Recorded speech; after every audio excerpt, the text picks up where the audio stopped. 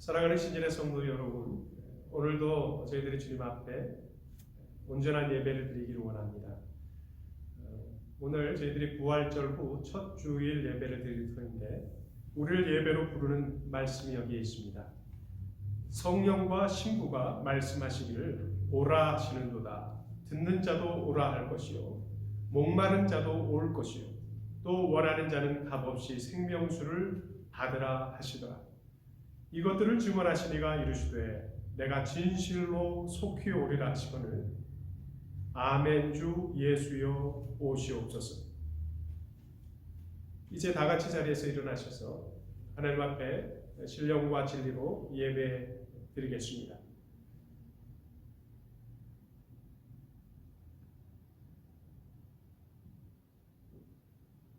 진실로 그렇습니다. 아멘 주 예수여 오시옵소서. 이 시간 우리에게 말씀으로 오시고 은혜로 오시고 복의 근원으로 오셔서 우리의 불안한 마음에 평안을 주시고 우리의 목마른 심령의 생명수로 채워주시기를 원합니다. 이 시간 신인의 모든 권속들이 믿음을 고백하며 주 앞에 나아가오니 한없는 사랑의 품으로 안아주시고 흩어져 영으로 예배하는 모든 심령들을 강하게 하시고 담대하게 하시고 주 성령의 역사 안에서 가슴가슴마다 주님의 사랑과 은혜가 물결치게 하여 주옵소서. 예수 그리스도의 이름으로 기도드리옵나이다. 아멘. 다 같이 우리의 신앙을 사도신경으로 고백하겠습니다. 전능하사 천지를 만드신 하나님 아버지를 내가 믿사오며 그 외아들 우리 주 예수 그리스도를 믿사오니 이는 성령으로 잉태하사 동정녀 마리아에게 나시고 본디오 빌라도에게 고난을 받으사 십자가에 못 박혀 죽으시고 장사한 지 사흘 만에 죽은 자 가운데서 다시 살아나시며 하늘에 오르사 전능하신 하나님 우편에 앉아 계시다가 저리로서 산 자와 죽은 자를 심판하러 오시리라. 성령을 믿사오며 거룩한 공예와 성도가 서로 교통하는 것과 죄를 사하여 주시는 것과 몸이 다시 사는 것과 영원히 사는 것을 믿사옵나이다. 아멘. 찬양 88장을 같이 찬양하겠습니다.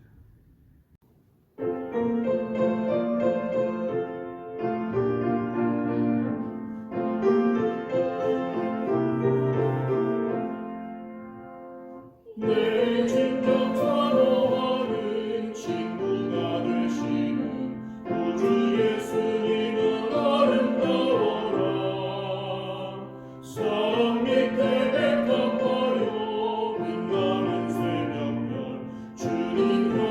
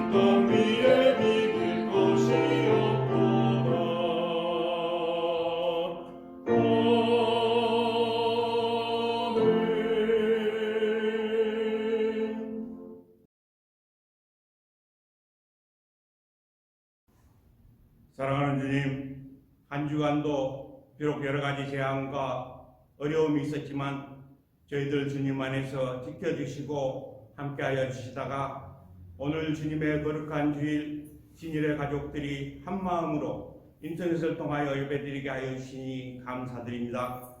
지난 주일 부활주일 예배만큼은 함께 성전에서 예배드리기를 간절히 원하고 기도했지만 하나님께서는 인터넷 예배를 통한 감격과 깨달음이 있는 은혜로운 예배를 드리게 하셨음도 감사드립니다. 저희들의 간구에 당장 그대로 이루어지지 않을지라도 어떤 상황 속에서도 하나님의 섭리하심과 선한 인도하심을 믿고 감사하며 따라가는 믿음 안에서 승리하는 저희가 되기를 원하며 성령님의 도우심을 구합니다. 이런 상황 속에서 저희들 지난 잘못을 회개하며 올바른 성도의 삶을 살기를 결단하는 기회가 되기를 원합니다. 전 세계적으로 어려움을 겪고 있는 이때에 이 상황을 극복하기 위하여 수고하는 여러 지도자들에게 지혜와 용기를 더하시고 생명을 살리기 위하여 목숨을 아끼지 않고 수고하는 의료진들과 봉사자들에게 은혜를 더하여 주시옵소서. 저희들에게도 조그만 동참과 도움의 기회를 허락하여 주심을 감사합니다. 행여라도 자랑이나 교만이 되지 않기를 원하며 감사와 순종의 마음으로 조용히 주님의 사랑을 같이 나누는 교회 되기를 원하오니 받아주시옵소서. 코로나 사태 때문에 생업의 어려움을 겪는 분들, 활동의 제한 때문에 힘든 나날을 보내고 있는 분들 모두에게 주님 주신 평안의 마음 갖게 하여 주시기를 간구합니다. 몸이 아픈 성도님들에게 나음과 위로를 주시고 연로하신 성도님들에게 힘을 다하여 주시기를 원합니다. 어린 생명으로부터 노년에 이르기까지 온 신일의 가족들 안부하여 주시고 축복하여 주옵소서. 이 시간 윤집사님 내를 통해서 어린 생명들에게 주시는 메시지와 담임 목사님을 통해서 주시는 하나님의 말씀을 통해서 깊은 은혜와 깨달음과 결단이 있게 하여 주시기를 원합니다. 찬양과 기도, 구별하여 드리는 헌금과 순서를 통하여 영광받아 주시옵소서. 매일 저녁 9시에 함께 드리는 신일의 기도 시간을 통하여 깊은 영적인 교통이 있기를 원합니다. 저희가 살고 있는 이곳 미국과 조국 대한민국과 세계의 하루속히 코로나 바이러스 사태가 끝나고 참된 평화가 깃들기를 간구합니다. 지금은 이렇게 인터넷 예배를 드리지만 온 신일의 가족들이 성전에 함께 모여 서로 만남의 기쁨으로 눈물을 흘리며 서로 포옹하며 예배드릴 날이 어서 오기를 간절히 기도합니다. 오직 하나님께만 영광을 돌리고 또 드리는 저희들에게는 은혜가 충만한 예배를 드리기 원하오며 이 모든 말씀 우리 주 예수 그리스도의 이름으로 기도합니다. 아멘. 사랑하는 신일의 성도 여러분, 오늘도 저희들이 온라인 예배로 함께 모여서 하나님 앞에 예배하게 되는데 여러분 한 분 한 분을 주님의 이름으로 축복합니다. 비록 낯선 예배의 현장이지만 우리가 모여서 예배했던 것과 동일한 은혜와 축복을 더하여 주실 줄 믿습니다.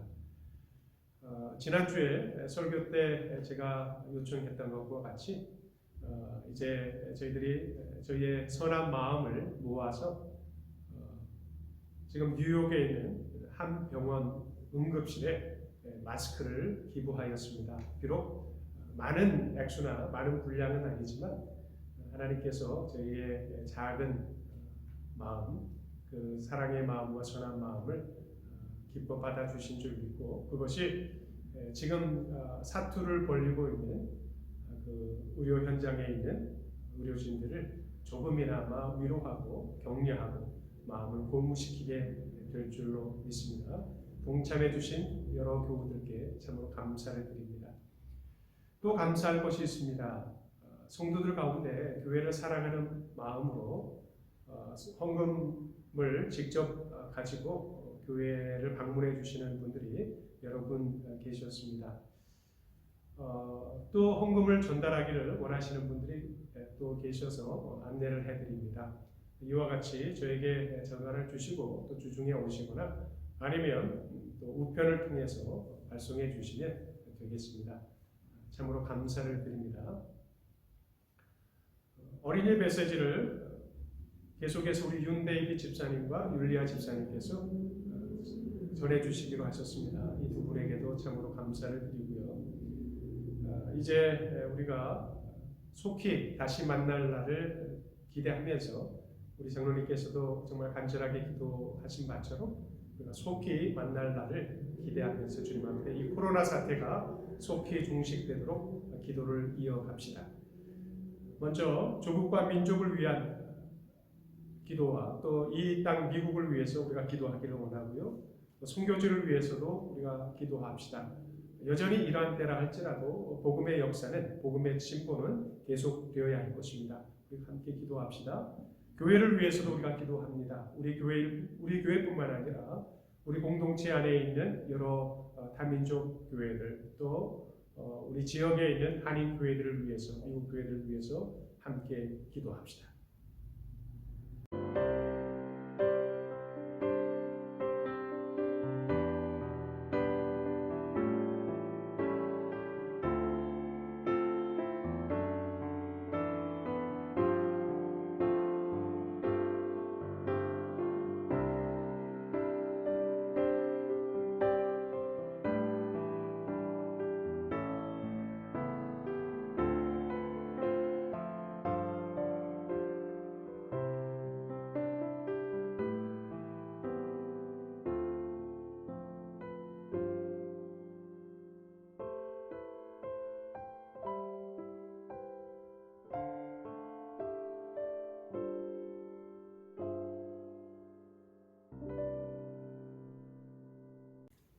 하나님께서 우리에게 주시는 말씀은 신약 성경 야고보서 5장 7절로 11절의 말씀입니다. 오늘은 제가 공동 번역 성경으로 읽도록 하겠습니다. 그러므로 형제 여러분, 주님께서 오실 때까지 참고 기다리십시오. 농부는 땅이 귀중한 소출을 낼 때까지 끈기 있게 가을비와 봄비를 기다립니다. 여러분도 참고 기다리며 마음을 굳게 하십시오. 주님께서 오실 날이 가까웠습니다. 형제 여러분, 심판을 받지 않으려거든 서로 남을 탓하지 마십시오.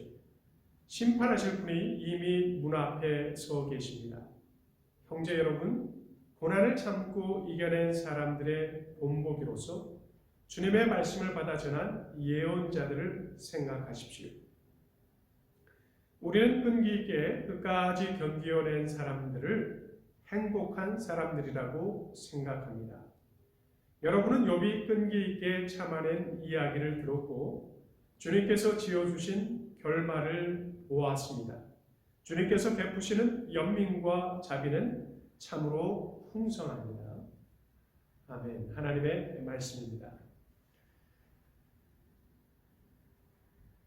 야고보 사도는 예루살렘에 이제 머물면서 그 교회를 돌보고 또 복음을 증거하다 62년경에 돌에 맞아 순교한 것으로 전해집니다. 우리가 야고보서를 더 잘 이해하기 위해서 이런 배경을 살필 필요가 있습니다. 야고보서는 이렇게 시작합니다. 하나님과 주 예수 그리스도의 종 야고보는 흩어져 있는 12지파에게 문안하노라. 흩어져 있는 12지파라는 것은 누구를 지칭하는 것일까요? 예수 그리스도를 믿는다는 이유 하나만으로 박해받고 핍박받아서 흩어져 지낸 그리스도인들을 의미할 뿐만 아니라 또 자발적으로 그 복음을 증거하기 위해서 땅 끝까지 나아가 있는 그런 모든 자들을 통칭하는 것입니다. 그런데 그들의 형편이 어떠했을까요? 바로 그 다음 절만 우리가 가서 읽어도 알 수 있습니다. 내 형제들아, 너희가 여러 가지 시험을 당하거든 온전히 기쁘게 여기라. 무엇을 당했다고 얘기합니까? 여러 가지 시험을 당하거든 이라고 말씀하고 있습니다. 그리고 서신서를 이제 끝마치는 5장에 가보면 계속해서 또 반복되는 주제가 고난입니다.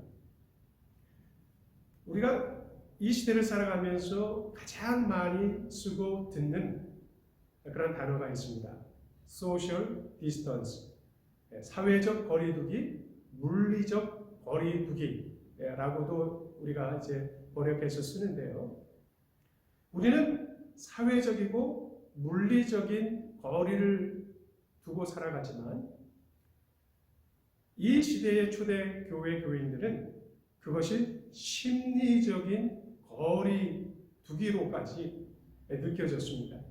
무슨 말이냐면 예수 그리스도를 믿는다는 것은 이 시대에 마치 코로나 바이러스에 걸린 사람들처럼 여겨져서 그들을 꺼려했습니다.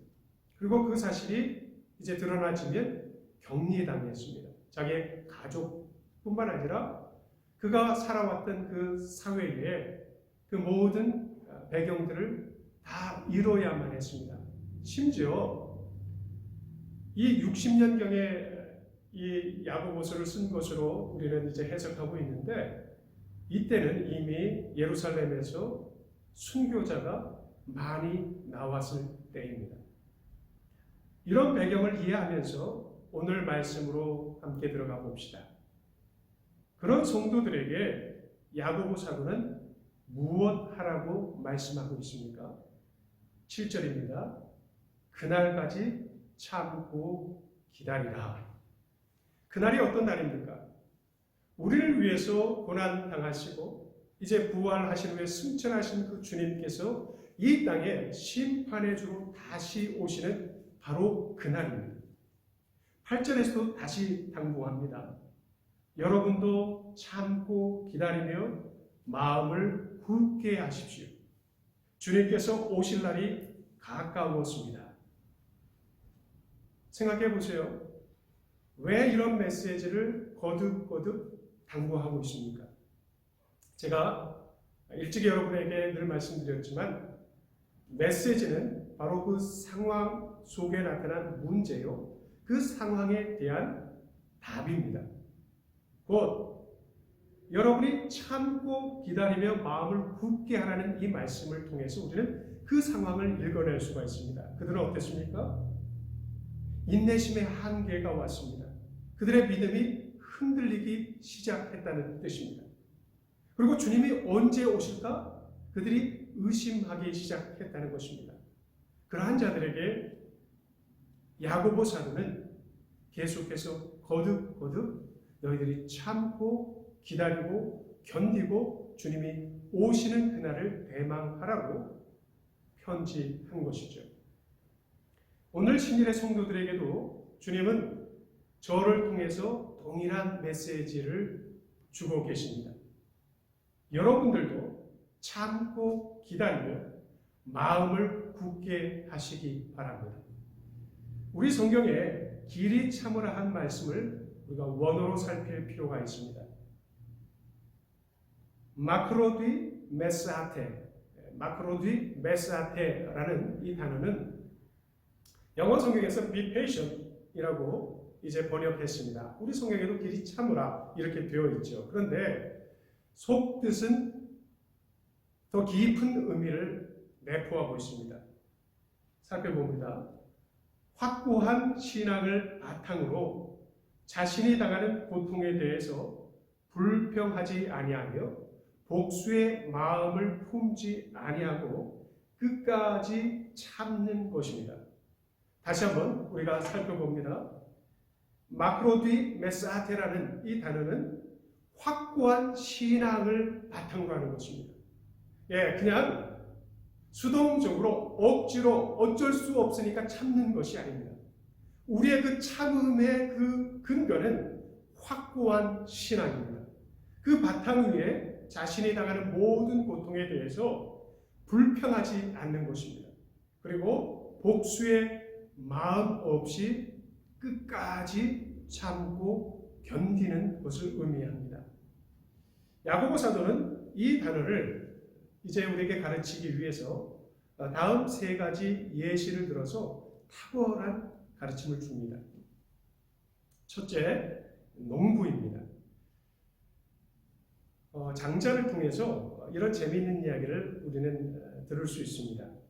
옛날 중국 송나라에 정말 성미가 급한 한 사람이 살고 있었습니다.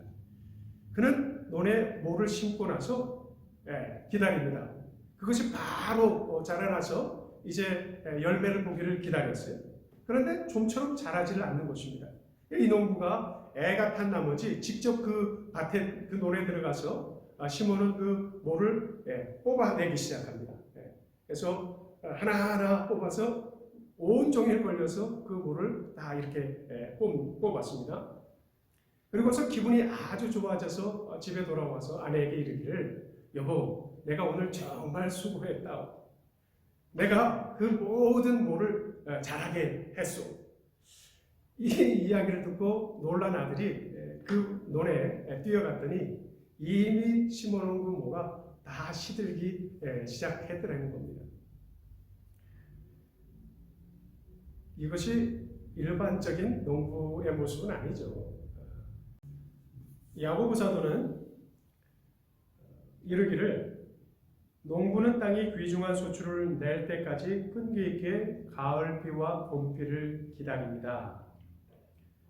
다시 한번 읽어봅니다. 농부는 땅이 귀중한 소출을 낼 때까지 끈기 있게 가을비와 봄비를 기다립니다. 여기서 공동번역 성경은 가을비와 봄비로 직접적으로 번역을 했지만 우리가 가지고 있는 개정개혁 성경에서는 이른비와 늦은비라고 번역을 하고 있습니다.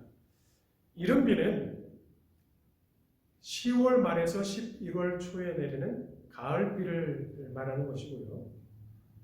늦은비는 3월 말에서 4월 초에 내리는 봄비를 의미합니다. 유대인들은 보리를 파종한 후에 비를 기다렸습니다. 그렇죠. 그 비가 와야만 그 파종한 보리가 싹을 움트리하기 때문에 그것을 간절히 기다린 것이죠. 그것이 바로 가을비, 이른비입니다. 그리고 그들이 잘 그것을 관리한 후에 또 봄에 이제 수확할 때가 되었을 때에도 또 비를 기다렸습니다. 그것은 어떠한 비입니까? 바로 그 알맹이 알곡들이 정말 가득 차게 해주는 수확을 굉장히 결정지어주는 참으로 중요한 비였습니다. 이것이 늦은 비, 봄비입니다. 이것은 영적 비유로 해석할 수 있습니다. 이른 비는 우리가 처음 예수 그리스도를 믿었을 때에 우리에게 부어진 바 되었던 성령 세례입니다. 그리고 늦은 비는 이제 예수 그리스도께서 우리에게 오실 때에 우리가 완전히 그 구원을 이루고 완성하게 될 그때입니다. 그때 성령께서 우리에게 충만하게 역사하시는 것을 의미합니다. 그렇습니다.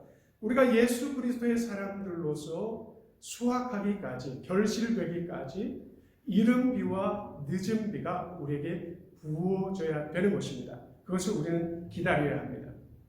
그렇습니다. 우리는 그 날을 기다리는 농부들인 것입니다. 곧 이제 1차적으로는 우리는 그 날을 기다리고 있습니다. 어떠한 날입니까? 우리가 다시 모여서 정말 기쁨 가운데 전율하면서 감사와 영광을 주님께 올려드리는 그 은혜로운 예배의 날을 우리는 기다리고 있습니다. 우리는 그 날까지 농부의 마음, 그 신앙을 가지고 매일매일 기도로 심고 매일매일 말씀으로 심어서 또 그 위에 성령의 충만함과 성령의 역사와 성령의 나타남이 더해질 때 여러분 기대하시기 바랍니다. 저는 확실히 믿습니다. 우리가 다시 만나는 그날 정말 우리 가운데 역사하셔서 우리 속에 정말 하나님께서 영적으로 풍성한 열매들을 정말 넘치게 해 주실 것을 저는 확신합니다. 두 번째로 이 야고보 사도는 선지자들에 대해서 말하고 있습니다. 형제 여러분, 고난을 참고 이겨낸 사람들의 본보기로서 주님의 말씀을 받아 전한 예언자들을 생각하십시오. 10절입니다. 고난을 참고 이겨낸 사람들의 본보기로서 누구를 제시하고 있습니까? 예, 그렇습니다. 예언자들입니다. 예언서를 정독해 보신 분들, 깊이 연구해 보신 분들은 그들이 얼마나 정말 마음과 몸뿐 아니라 온 삶과 가정까지도 정말 힘들었는지 잘 알게 됩니다. 저는 그나마 목사와 선교사가 된 것이 얼마나 다행인지, 정말 그 시대에 선지자로 부름받았다고 한다면 정말 감당할 수 없었을 것 같습니다. 야고보 사도는 말합니다. 고난을 참고 이긴 자들의 본보기가 바로 선지자들이라고 말씀하죠. 대예언자 네 분만 한번 우리가 같이 살펴봅니다. 이사야 선지자는 60년간을 예루살렘에서 사역했습니다. 그 중에 3년은 벌거벗은 상태로 그는 예언했습니다. 왜냐하면 하나님께서는 몸을 통해서 직접 메시지를 주기를 원했습니다. 말을 듣지 않는 그 이스라엘 백성에게 회개를 촉구하기 위해서 너희들이 머지않아서 이와 같은 상태로 포로되어서 끌려갈 것이라고 이사야 선지자를 통해서 몸으로 삶으로 그 메시지를 증거하게 하신 것입니다. 그는 왕의 후손입니다. 로열 패밀리였습니다. 그럼에도 불구하고 불평 한마디 없이 원망하지 않고 주님께서 시키는 그대로 60년간을 참고 이기면서 예언했던 분입니다. 예레미야는 약 30년이 조금 넘는 기간 동안 예언했습니다. 그는 눈물의 선지자입니다. 그는 정말 너무나도 억울한 선지자입니다. 왜냐하면 정말 그처럼 민족을 사랑한 사람이 없었죠. 그런데 위정자들은, 힘을 가지고 있는 자들은 그를 향해서 매국노라고 늘 비판했습니다. 여러분, 매일처럼 고난당한 이 선지자를 생각해 보시기 바랍니다. 그러나 그는 불평하지 않습니다. 원망하지 않았습니다. 30년을 한결같이 눈물로써 예언하였습니다. 에스겔 선지자는 BC 597년에 포로로 잡혀갔죠. 그는 제사장 출신입니다. 그리고 나서 그곳에서 이제 선지자로 부름받고서 23년 동안을 또 변함없이 하나님의 말씀을 그 포로되어 온 그 이스라엘 백성들에게 예언했습니다. 그는 그곳에서 사역하면서 포로자의 신분으로 살면서 때로는 그의 아내를 잃으면서 주님께서 시키는 대로 다 순종하면서 그 예언 사역을 펼쳐가면서 얼마나 고통의 시간을 보냈는지 모릅니다. 그런데 그 역시 한마디 불평과 원망이 없습니다. 마지막으로 우리는 다니엘을 주목하기를 원합니다. BC 605년에 그는 청소년기 아니면 어린 아이의 나이대에 잡혀갔습니다. 그리고 그곳에서 70년이 넘도록 비록 왕궁에서 재상으로 정치 지도자로 살았지만 또 한편으로는 하나님께서 부르신 선지자로서 그 땅에 있는 백성들에게 그리고 고국에 있는 이스라엘 백성에게 하나님의 예언의 메시지 계시를 선포했던 선지자입니다. 보십시오.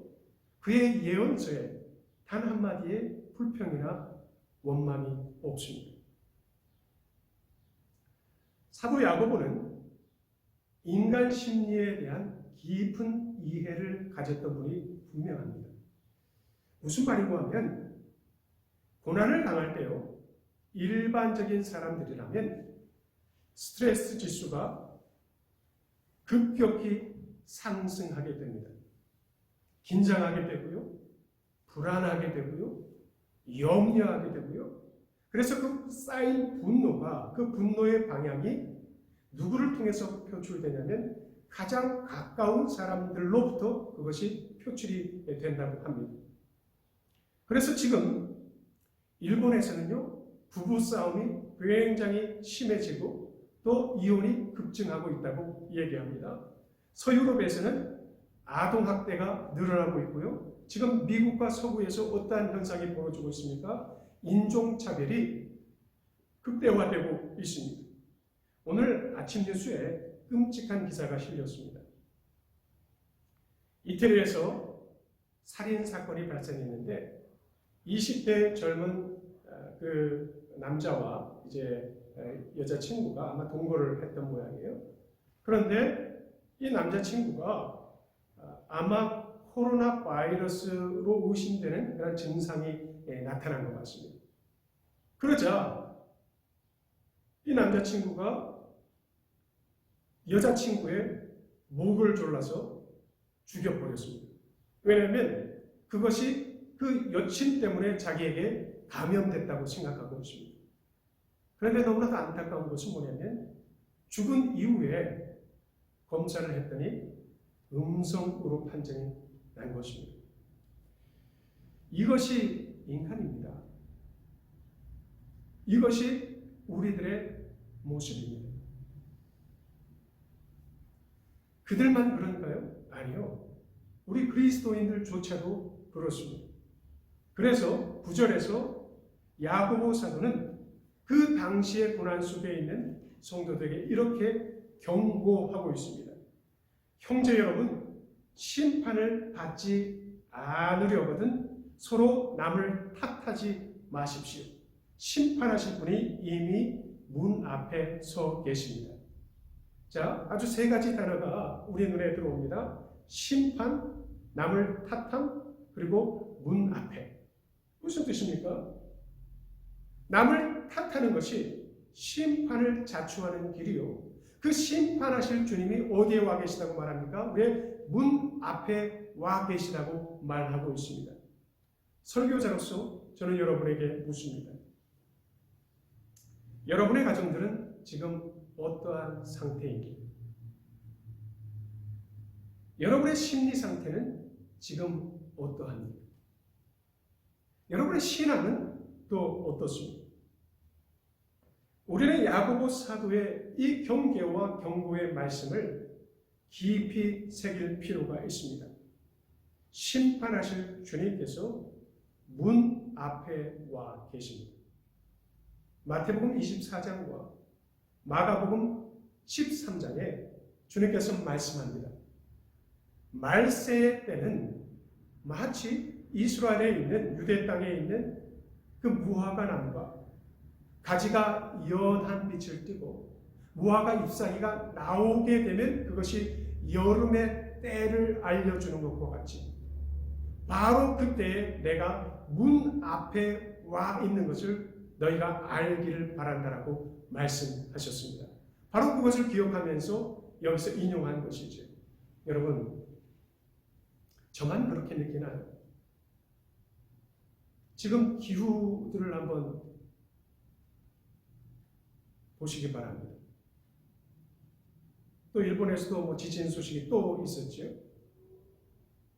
시카고에서는 지금 이때 무슨 눈이 내립니까?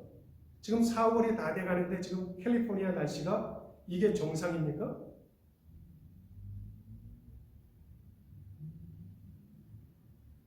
저는 느낍니다. 우리야말로 말세 지 말의 때를 살아가고 있고 어느 순간 우리가 감당할 수 없는 속도로 정말 그 끝이 우리에게 임할지도 모르겠습니다. 그렇습니다. 야고보 사도는 60년경에 그 당시 성도들에게 주님께서 우리 문 앞에 서 계심을 너희가 잊지 말고, 그러므로 이 고난의 때에 교회 안에서, 가정 안에서 서로 탓하지 말아라, 불평하지 말아라, 원망하지 말아라. 심판을 자초하는 길이니 너희는 입을 다물라 말씀합니다. 마지막으로 인내의 사람 욥을 야고보 사도는 우리에게 들려줍니다. 그는 이렇게 소개하죠. 욥에 대해서 결말이 좋았던 사람이다. 멋있는 표현입니다. 결말이 좋았던 사람이다. 우리 말에도 있죠. 마지막에 웃는 사람이 진정한 승자이다. 그렇습니다. 욥은 끝에 웃었던 사람일 뿐만 아니라 정말 박장대소했던 엄청난 기쁨을 주님께서 부어주셨던 그런 결말이 좋았던 사람입니다. 더 놀라운 말씀을 증거하는데요. 11절입니다. 끈기 있게 끝까지 견디어낸 사람들은 행복한 사람들이다. 어떤 사람이 행복하다고 말합니까? 끈기 있게 끝까지 견디어낸 사람. 우리는 이 말씀을 근거로 주님이 우리에게 들려주신 팔복에 하나의 복을 더 할 수 있습니다. 인내하는 자는 복이 있나니 저들의 결말이 좋을 것이요. 인내하는 자는 복이 있나니 저들이 끝에 가서 웃을 것이요. 신일교회 담임 목사로서 저는 이 구절을 가지고 그날까지 먼저는 우리가 다시 만나서 이 예배당에서 이 텅 빈 예배당에서 함께 전율하며 예배하는 그날까지 이 말씀이 우리 한 생명 한 생명 한 영혼 한 영혼 어린아이로부터 노인에 이르기까지 그리고 한 가정 한 가정에 역사되어지기를 성취되어지기를 매일 매순간마다 기도할 것입니다. 아니요. 그것은 1차적인 그날일 뿐입니다. 우리의 궁극적인 그날은 예수 그리스도께서 심판의 주로 이 땅에 오셔서 우리를 행한 대로 말한 대로 의대로 심판하시는 그날까지 우리가 그렇습니다. 행복한 자로 결말이 좋은 자로 드러나지기를 저는 간절히 기도할 것입니다. 한번 우리가 자기 자신에게 혹은 옆에 지금 가족이 있다고 한다면 그렇게 선언해 봅시다. 고백해 봅시다. 욥의 결말이 곧 나의 결말이다. 욥의 결말이 곧 나의 결말이다. 이제는 옆에 있는 사람에게 한번 우리가 선포합니다. 욥의 결말이 곧 당신의 결말입니다. 그런 결말을 여러분들이 믿음 안에서 소망한다면 욥기에서 우리는 두 개의 10절을 기억하면 됩니다. 하나는 욥기 42장 10절 말씀입니다. 욥이 그의 친구들을 위하여 기도할 때 여호와께서 욥의 공경을 돌이키시고 여호와께서 욥에게 이전 모든 소유보다 갑절이나 주신지라. 우리는 그렇죠. 속된 말로 속물근성이 있어서 앞의 구절보다는 딱 그 구절에 우리 눈에 들어옵니다. 여호와께서 욥에게 이전 모든 소유보다 갑절이나 주신지라. 그러나 그 앞 구절이 더 중요하다고 저는 생각합니다. 어떨 때 이 갑절이나 되는 축복을 더해 주셨습니까? 욥이 그의 친구들을 위하여 무엇할 때? 기도할 때. 자기를 괴롭히고 자기의 고난을 더해 줬었던, 자기를 향해서 비판했었던 그 친구들을 용서하고 사랑하면서 대제사장적인 기도를 드렸을 때 하나님께서는 그 뜻을 돌이키시고 욥의 공경을 돌이키시고 여호와께서 욥에게 이전 모든 소유보다 갑절이나 더하셨더라. 아멘. 여러분, 이 말씀을 꼭 기억하시기 바랍니다. 이것이 속히 지나가기를 원하십니까? 하나님께서 뜻을 돌이키시고 감하여 주시기를 원하십니까? 또 기대합니다. 틀림없이 여러분, 이 코로나 바이러스가 시작되기 이전의 신앙보다 여러분의 신앙이 갑절이나 좋아져 있을 것입니다. 여러분의 믿음과 여러분의 소망과 마음과 여러분이 정말 교회와 주님을 사랑하는 그 마음이 갑절이나 되어 있을 것입니다. 그러나 이것이 필요합니다. 우리도 무엇 해야 됩니까? 기도할 때. 원망하지 않고, 불평하지 않고, 또 남 탓하지 않고, 기도해야 되는 것입니다. 우리 대제사장들이. 그렇죠? 우리도 중국을 욕하고, 일본을 욕하고, 남을 욕하는데 익숙한 민족입니다. 아닙니다. 하나님께서는 우리에게도 동일하게 말씀합니다. 너희를 괴롭히고, 너희를 학대하고, 너희를 이용했던 그 나라들을 위해서 기도하라고 말씀합니다. 또 우리가 얕잡아봤던 민족과 얕잡아봤던 사람들이 얼마나 많습니까? 우리 한국 사람들처럼 그렇게 얕잡아보는 사람들이 또 많지가 않아요. 여러분, 그들을 위해서 우리가 기도할 때입니다. 우리가 기도할 때 주님께서 우리의 공경을 돌이키시고 우리에게 갑절이나 더하는 축복을 주실 줄로 믿습니다. 또 한 가지 우리가 기억해야 될 10절은 욥기 23장 10절의 말씀입니다. 여러분이 가장 사랑하는 말씀이죠. 같이 한번 읽어봅니다. 그러나 내가 가는 길을 그가 아시나니 그가 나를 단련하신 후에는 내가 순금같이 나오리라. 제 개인적인 생각인지 모르겠지만 이 새로운 번역본이 맛이 없습니다. 그렇죠? 우리가 늘 외워왔었던, 늘 읊조렸던 그 개역 한글이죠? 개역 한글 역본이 훨씬 맛이 있습니다. 한번 읽어볼까요?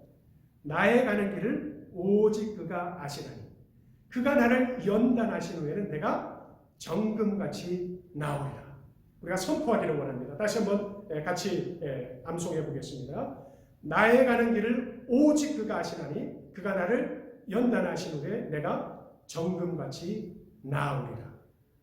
네, 이 말씀이 문자 그대로, 정말 이 말씀 그대로 이 세상은 다 사라질지라도 하나님의 말씀은 변개치 않는 그 놀라운 능력의 이 말씀이, 계시의 말씀이 저와 여러분을 통해서, 이 시대를 통해서, 이 기간을 통해서 그대로 역사되어질 줄 믿습니다. 지금이 우리를 연단하시는 때입니다. 우리 속에 있는 불순물을 주님께서 철저히 제거해내시는 때입니다. 그래서 순도 99.9%의 정금으로 우리를 깨끗하게 뽑아내셔서 이제 나머지 인생은 정말 대제사장이라는, 만인제사장이라는 그 호칭에 부끄럽지 않은, 선지자의 이름에 부끄럽지 않은, 사도의 이름에 부끄럽지 않은, 예수 그리스도의 제자의 이름에 부끄럽지 않은 참 신앙 가지고 살아가는 자들로 주님께서 분명히 저희를 변화시켜 주실 줄 믿습니다.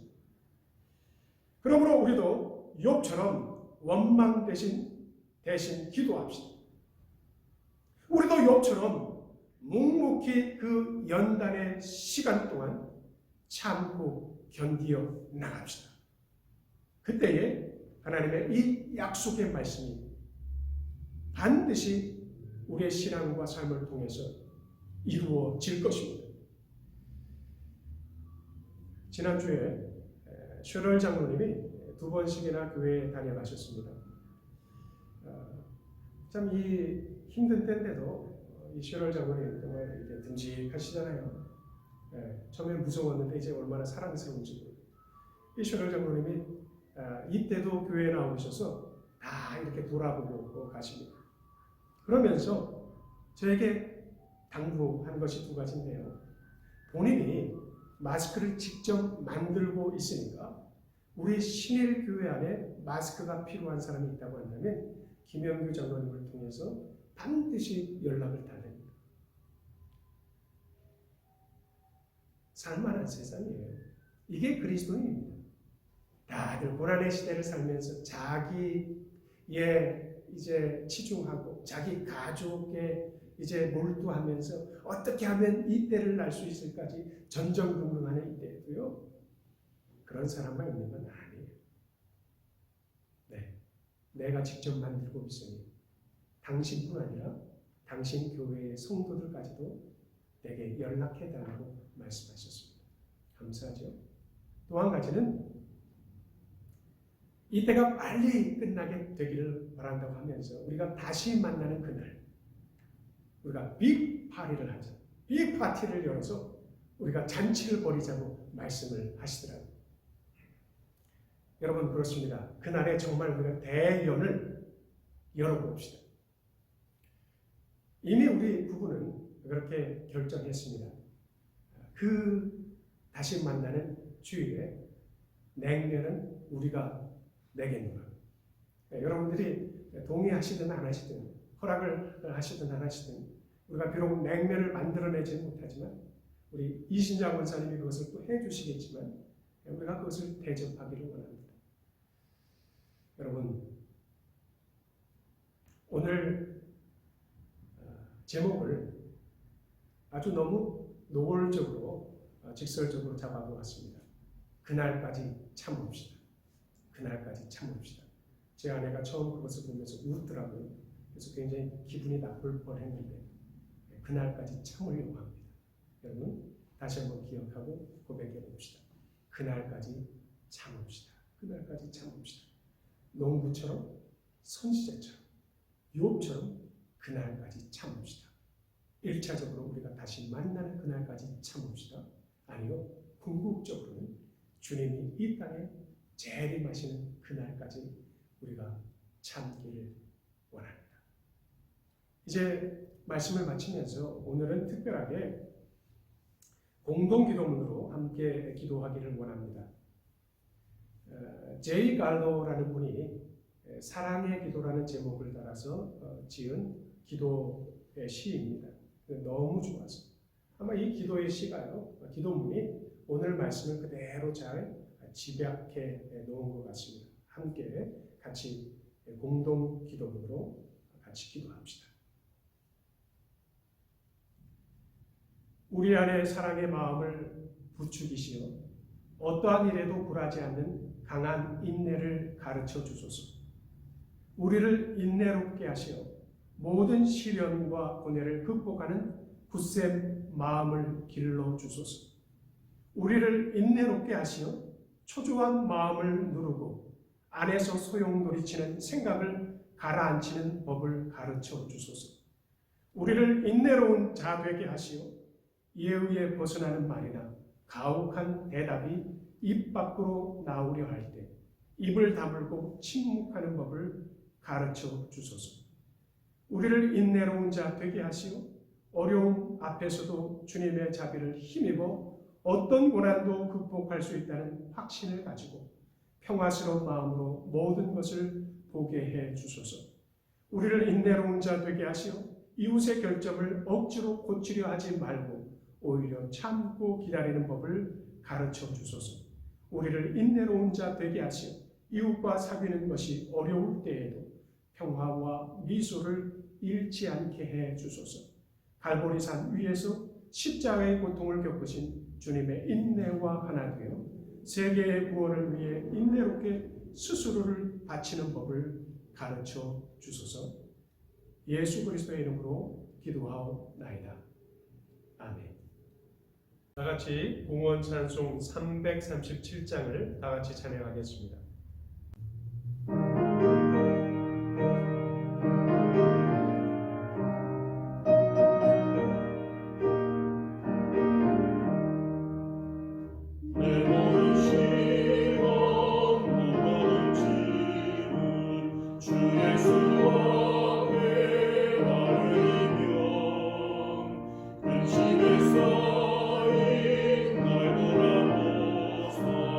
내게 실로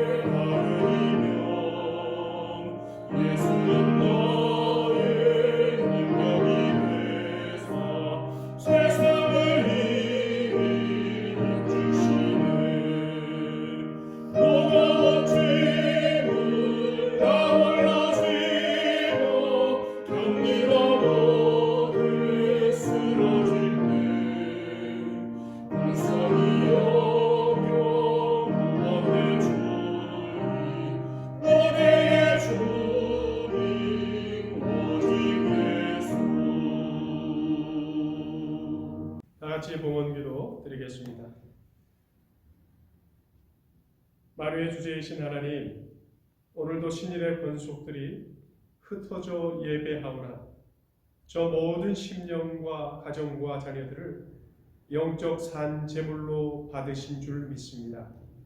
특별히 감사하옵는 것은 열약하고 작은 교회이지만 더 열약한 자들을 위해 연보하게 하시고 애쓰고 수고하는 의료진들을 돕는 그 일에 여러 성도들이 한 마음으로 참여케 하심을 감사합니다. 주님, 이를 기억하시고 우리 신일교회가 앞으로 더 큰 일을 감당하도록 주여 도와 주옵소서. 이와 같은 때에 물질적으로 쪼들리고 심리적으로 위축될 수 있을 터인데 주님의 몸된 교회와 선교를 위해 기쁨으로 예물을 드리는 참된 믿음을 볼 때 우리의 감동과 감격이 충만합니다. 주님, 변함없이 10의 1조와 감사의 예물과 주정 헌금으로 드리는 모든 손길과 가정과 자녀와 생업을 반드시 기억하여 주옵시고 그 믿음 위에 넘치도록 복과 은혜를 더하여 주옵소서. 예수 그리스도의 이름으로 기도드리옵나이다. 아멘. 다 같이 자리에서 일어나셔서 마지막 파송의 찬양 아무것도 두려워하지 말라 찬양하겠습니다.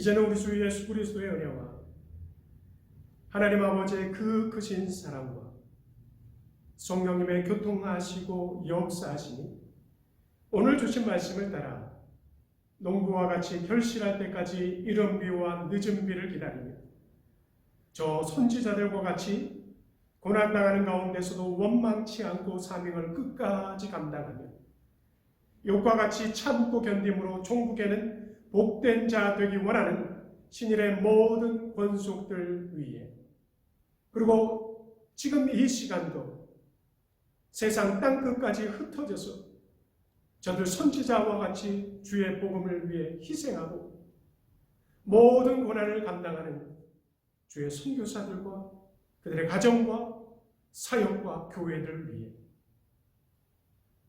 주의 백성된 이 땅 미국과 온 열방과 우리 조국 대한민국 위에 이제로부터 영원토록 함께하옵시기를 간절히 축원하옵나이다. 아멘.